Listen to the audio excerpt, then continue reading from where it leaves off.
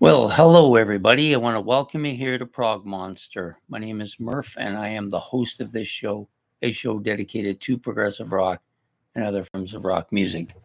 So I'm starting a little bit earlier because I've had nothing but issues with my computer all day. Finally got them all straightened out in the last hour or so.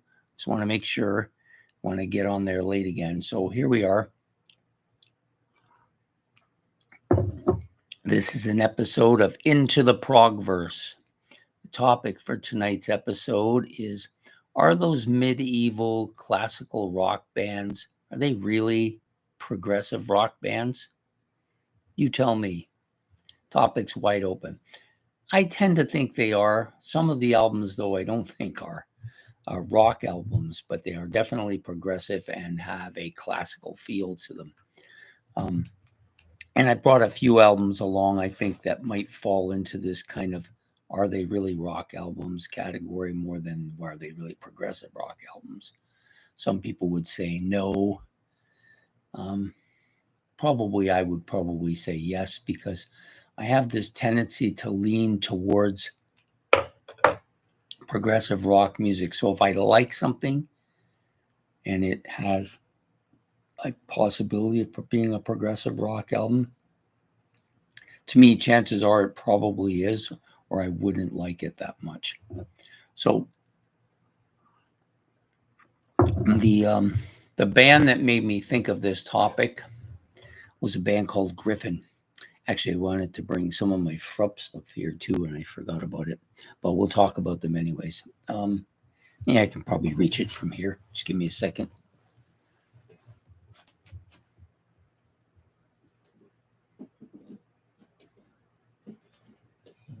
Not funny. Where the hell is it? Here it is.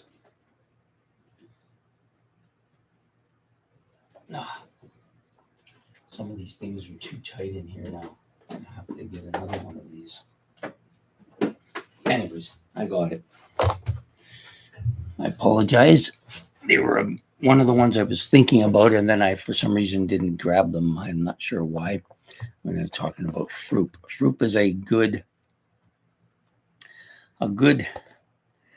band to kind of represent this, because they have very classical themes and at times some medieval sounds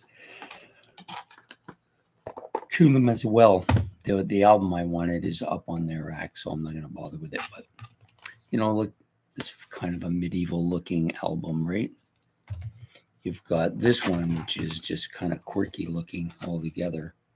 And then this one has a little bit of that psychedelic flavor, but also some progressive sounds to it and some medieval sounds to them as well.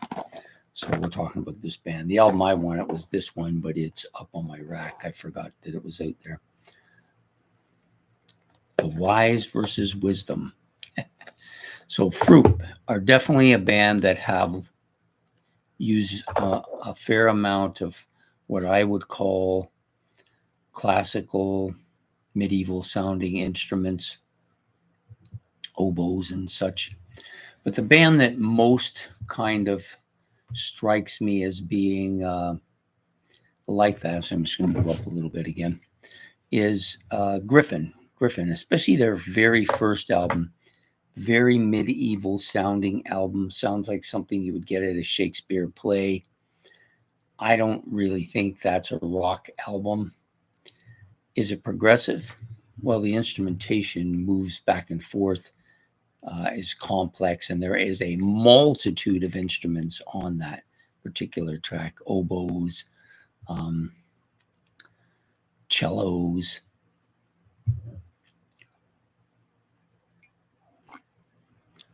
French horns, other types of horns, flugelhorns, I think they're called. I can't remember. Anyways, they do use a lot of these type of instruments, especially initially on that first album. Then not so much on Mushrumps, or Mushrumps, yeah, I think is the name of it, their second album. Kind of start moving in the rock direction. A little bit of progressive stuff going on, but still a multitude of that folky kind of medieval sounds going on. So some of the other albums I brought along as triggers is this album here, Atom Heart Mother. I think this is progressive, but it definitely has a lot of strange noises. Sorry. A lot of strange noises to it. At times when I listen to it, especially the first side of the album, I kind of don't feel like it's a rock album. It's a Floyd album for sure because it has all that sounds that they like to use and stuff, but it just doesn't really sound like a rock album. It's very mild, very pastoral. It's got some quirky sounds and noises going on. Not to mention you have a cow on your cover. Even you look at the track titles for the opening track on side 1. Atom Heart Mother. You've got Father's Shout, Breast Milky. What is that? Mother 4, Funky Dung, Mind Your Throats, Please, and Remembrance. And you've got stuff on the other side like Fat Old Son, Alan's Psychedelic Breakfast. It's just a continuous list of oddities, I guess, maybe the best way to put it. I wouldn't call this a Midevil album. Definitely pastoral in nature. Whether it's progressive rock or not, I'm of two minds about it. So that's one of the albums I got to show. The other one, next one is this one. This one again, got some classical sounds to it. Sorry, I'm not sure which way I'm supposed to hold this. Oh, there it is. But does have some kind of oddities to it. Lots of different instrumentation as normal with this group. Lots of noises that you probably wouldn't normally hear. But I think this has a serious progressive elements, some serious progressive elements to it as well. Guitar being one of the most. So Gentle Giant's debut. This is an album I've never really liked. I never really warmed up to it. Ian Anderson, Martin Barr, John Evan, Jeffrey Hammond. Barry Moore, Barlow. Boy, I hope I can stay awake from this. But this is a story. There's lots of oddities on here, lots of strange noises. When I hear this album, I don't always think it's a rock album. Unlike Thick as a Brick, where I never had any doubt that it was a progressive rock album, this one I have my doubts about. I mean, I'm sure that, you are going to get that feeling that has progressive elements throughout it. There's lots of saxophones on here, flute, glockenspiel, marimba, timpani. These are all instruments generally associated with classical rock and medieval rock. So it was a very different album from anything else I think Tull did. And I find it almost a very strange album. Next up, definitely this is a classical rock album. Is it a medieval one? Well, the topic is definitely almost medieval in nature. All instrumentals, one song for each of the 6 wives of Henry VIII. Some nice piano arrangements here for sure. But it's just, even the album looks kind of medieval-ish with Henry VIII and his wives there. Rick Wakeman in the forefront. Yeah, just a different album. But you could say that it was meant to sound this kind of medieval way. But the thing about this is this really a rock album? I don't know. Are any of the albums I just put up really rock albums? It's hard to say. I guess they're found in the rock section of the record store, so probably they are rock albums. But they're very, very, very, very to the edge, to the extreme edge of the rock world. I don't often. This one and this one And probably this one, I don't often think of these as rock albums. I like them. I put them in my rock collection because I'm told they're rock albums, but sometimes I wonder if they truly are.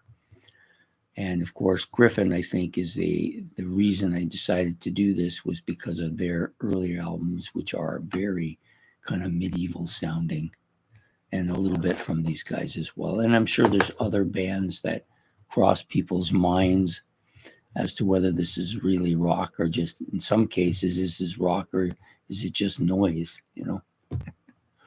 Hard to say. I'm not sure. So if anybody has anything they want to say about this topic, there's a chance here to say it. Do you think any of these bands or all of these bands are rock, progressive rock, and why do you think they are? And then, or do you think they're not rock, and why do you think they are not? There was, I did go see a live band once. I can't remember how many years ago it was, many years ago.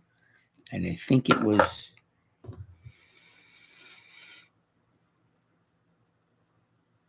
I think it may have been in Niagara-on-the-Lake. It wasn't part of the Shaw Festival or anything like that, but there was a band we went to see. And they played just about every kind of instrument you could manage. And during the music, it was about a half an hour in or something. I can't remember how much it was. One of the guys says, "I thought this was a rock concert." And I said, "Yeah, so did I, but I'm not sure if it was or not. It was billed as like a rock concert, but once you got listening to it, I kind of got this feeling like I was at Shakespeare. That's the feeling I got. It really didn't feel like a rock concert in the traditional sense of it anyways, although some of the solos they did were fantastic."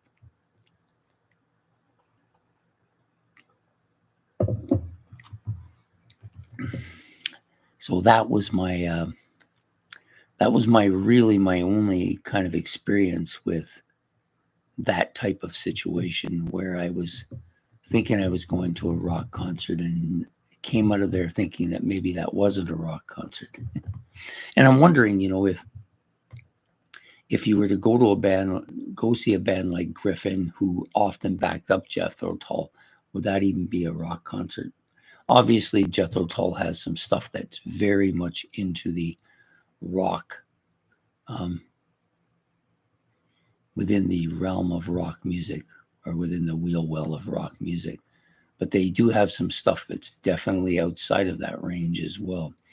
But I tend to think of Jethro Tull as a progressive rock band, but they do have moments where it's hard rock, where it's folk rock, where it's medieval rock, where it's classical rock, and then but they're also a band that likes to mix it up, so you don't get any one style dominating in a lot of cases with them. Gryphon, I think, also as you move along in their albums, as you get towards the back half of their albums, they are much more progressive. There's definitely progressive elements in those music, and I would call them definitely a progressive rock band at that point. But early on, maybe not so much, but still really good stuff, though. That's the bottom line, I think. And then, of course, with Pink Floyd, yeah, that particular album is kind of weird. It's kind of pastoral. I like the album a lot, but I often question whether it's a rock. But they have a few albums like that where, Obscured by Clouds and More, which are the two music scores. I don't know that they're really rock albums. I guess they have a rock element to it. It's not like Dark Side of the Moon and Wish You Were Here or even The Wall. Those were definitely rock albums. And then even if you go forward past the Roger Waters era into Division Bell or Momentary Lapse of Reason, those are definitely more Floyd. They're very Floydish sounding, maybe not as lyrically good, but very Floydish sounding, but not necessarily medieval sounding. Those definitely feel more like a rock album too. And then with this group, which I'm very new to, Froop, they have a lot of different elements to their music, but I would definitely say there's a progressive element to most of these albums. But there's also a lot of folky, there's a lot of medieval sounds going on here. But all of these elements, folk music, medieval music, classical music, all these things lend themselves very much to progressive rock. And that's why I think a lot of people would call these bands all progressive rock, even though, maybe if you're going to boil it down to the truest point, they're not really any of those things. But, a band gets stuck with the label they get stuck with. Some of them don't like it either. There's some stuff by even Sabbath, which I would call progressive, some of it folky. I wouldn't call any of it medieval or classical, although there's a classical element to some of their music as well. But you can't just say that they are not rock music or not progressive rock music, because there's a few elements that don't really fit in there, or people don't tend to think of as progressive rock. Anyways, it was a topic I wanted to try. It's out there. If people want to leave comments about it, they can talk about it whenever they want, or put anything in the comment section below. I'm not going to stay on here long tonight, mostly because I've been screwing around with this computer for 6 or 7 hours, and it's pretty clear to me that I'm exhausted by it. So I will be passing up early tonight. We will be back again, though, on Thursday night with another live stream. This one will be a little bit different. I'm going to be ranking the albums of BTO as according to how I see them. If you want to show up and give me your input into how you want to rank those, you can as well.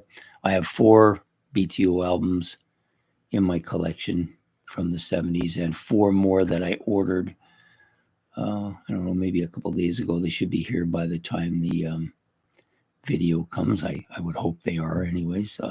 Familiar with 2 of them, fairly familiar with them. The other 2, maybe not so much, but I wanted to rank all 8 of the studio albums released in the 70s by BTO.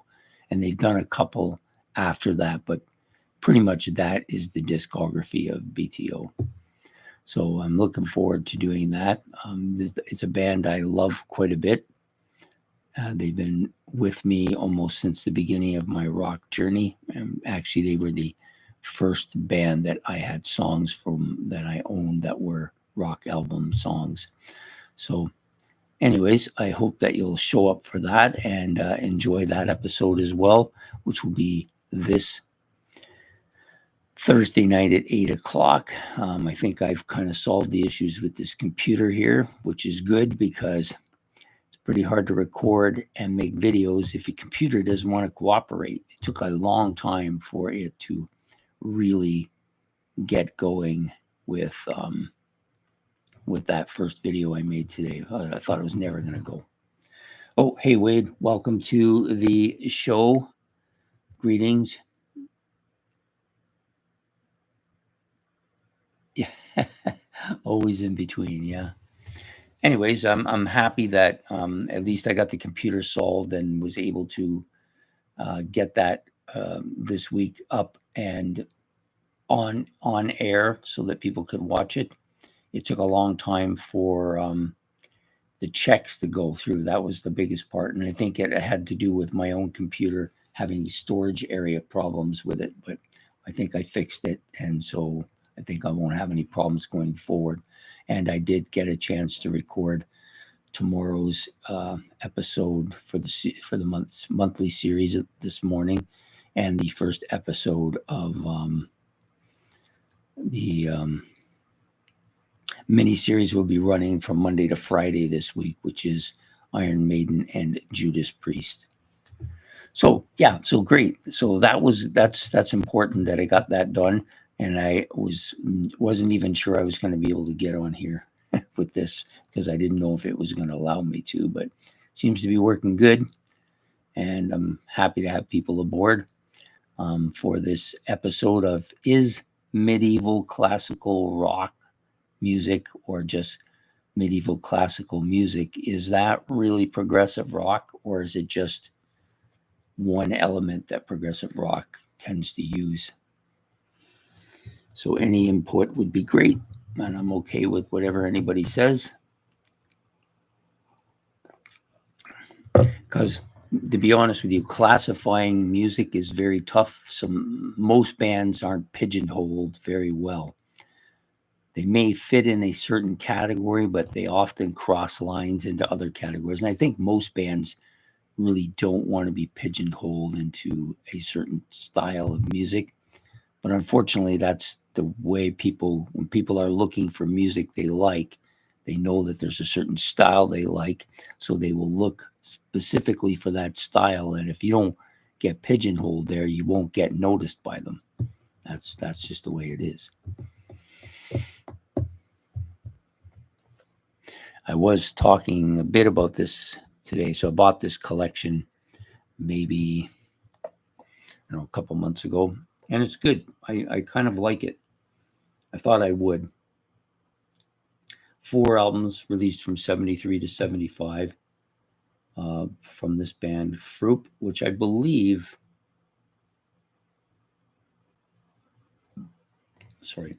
these guys are Swiss. Are they not Swiss?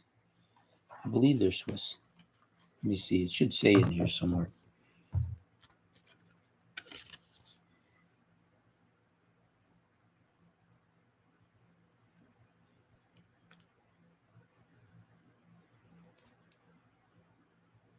Doesn't say on this one. That definitely looks like a classical rock band. It's got to say it somewhere in here. Possibly in this. So this thing is kind of neat. I like it. That's one of the things I like about box sets. You often get things you wouldn't normally get. So this gives you a picture of everybody.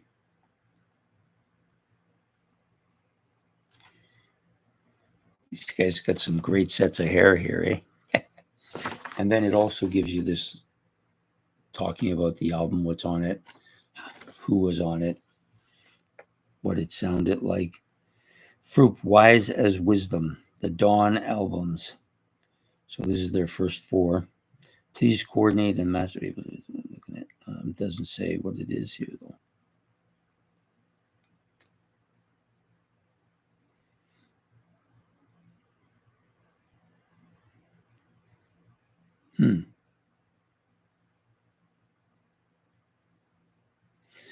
You can tell when a band is a classical band, because rock bands often do not have a list of string instruments being used on the album. You don't get that on most rock albums, that's for sure. Other bands that I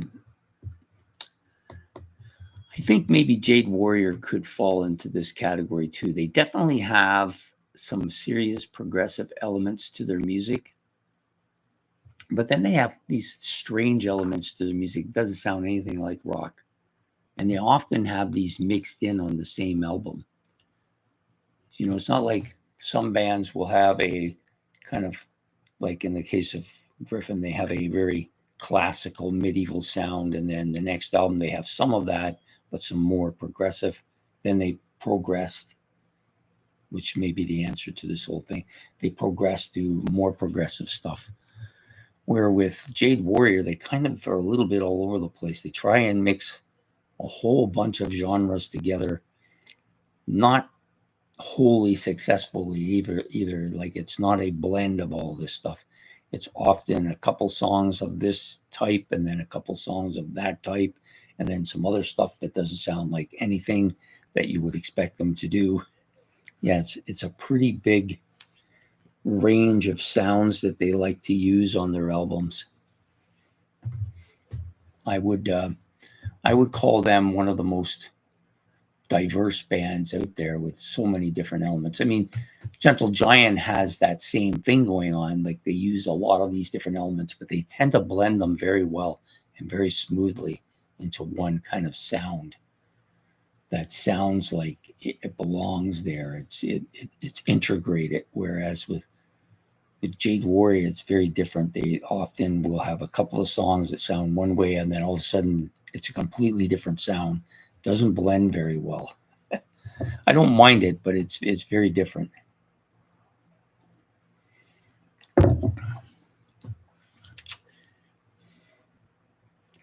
So it makes me wonder. I think this is very common with bands that are fairly new and have not recorded before. They're not quite sure what they want to do. They want to do a bunch of things. They're not really sure how to put that together. So they just put down tracks, and then in a lot of cases they may have put down 15 or 20 tracks, and they decide which ones are the best ones and put those on. There's not always some continuity to it. Like there's not always a flow. I mean, then you get albums like Dark Side of the Moon, which are just a absolute masterpiece in how to put things together. The flow from the beginning to the end is just absolutely tied together by the use of noises and sounds and instrumentation to make it just flow. So it just sounds like a whole story or one big song put together. Very few bands are very good at mastering that particular thing. That particular album is at one extreme, like really well put together. And then you have other albums at the bottom, which have a lot of those same elements, but they're not really necessarily put together in a cohesive way. And that's what makes rock music all the much more better than anything else I think I've ever had anything to do with, because there is so much stuff there to listen to. There's no way on earth you could possibly listen to every album out there. There's just too much of it. Some of it, so that's why you got to be selective. So I like to use several people who online, who I watch, who I know have similar taste to what I like, or they may like something I don't like, which then if they like something of that nature, I know I won't like it, so I don't bother with it.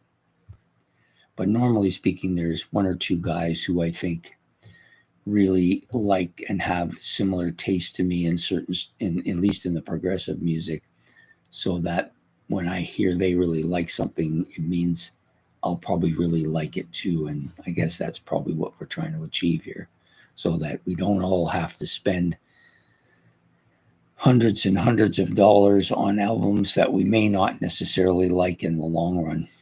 But I have had some pleasant surprises with albums too.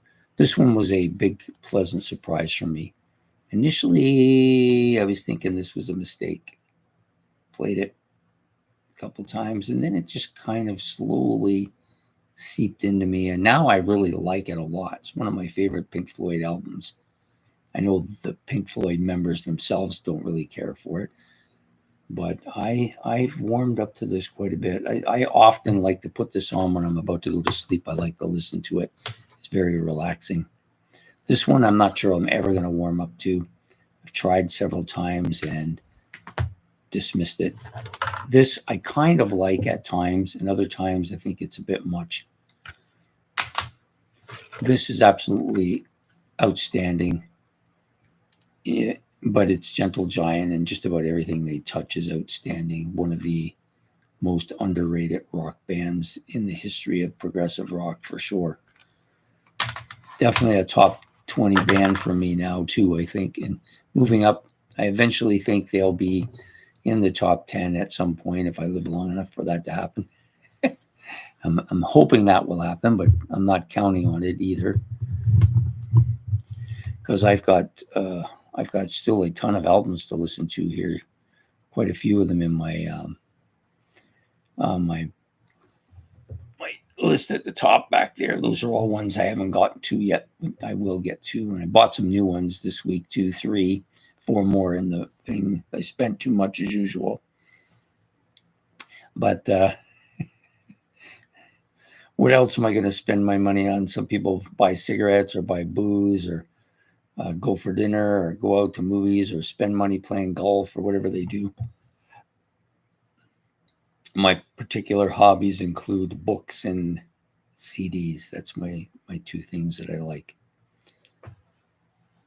So I think maybe it's going to cut it a little bit early tonight, but I definitely want to make sure that I mention one last time that there will be a live stream on Thursday, and that will be a regular live stream, but we're alternating. This week we're doing the 70s hard rock rankings. So on the album and the discography I've chose from the 70s to do this week is from Canadian rock hard rockers, Bachman Turner Overdrive or Bachman Turner Overdrive if you're one of them, or BTO, which the last two albums in this discography were entitled because by that time Randy had settled so that they couldn't use Bachman anymore, but they could still use BTO, and they did. So we'll be doing that on Thursday night, ranking those. I'll probably try to have a discussion about each of the albums first before I give you my picks as to who goes where. I don't think it'll be a big shock. There'll be a few of them that will surprise people, but I don't think most of them will. And hopefully the other 4 that I ordered will arrive here before that day.